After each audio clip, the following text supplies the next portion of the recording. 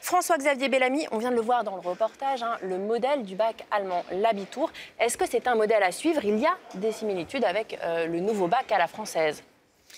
Il y a des similitudes en effet, mais ce qui est très intéressant dans le reportage que vous venez de montrer, c'est que l'Allemagne est en train de faire un chemin qui est l'inverse de celui que nous faisons aujourd'hui en France avec la réforme proposée par Jean-Michel Blanquer.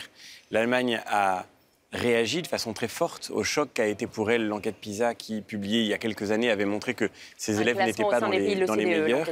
Et elle a tenté d'abord d'harmoniser, on le voit, les politiques éducatives entre les différentes régions, de rapprocher par exemple les systèmes de notation, et puis de diminuer la spécialisation qui était offerte aux lycéens en offrant un tronc commun plus solide de culture générale. Nous faisons exactement l'inverse aujourd'hui en France, c'est-à-dire que nous décentralisons l'évaluation à travers des épreuves qui ne sont pas vraiment des épreuves de contrôle continu. On n'a pas fait un choix clair et donc elles sont très complexes pour les établissements, mais elles vont être beaucoup moins lisibles et le bac sera beaucoup moins national. Et puis simultanément, nous accélérons la spécialisation au lieu de transmettre cette culture générale dont je crois les élèves ont besoin plus que jamais aujourd'hui.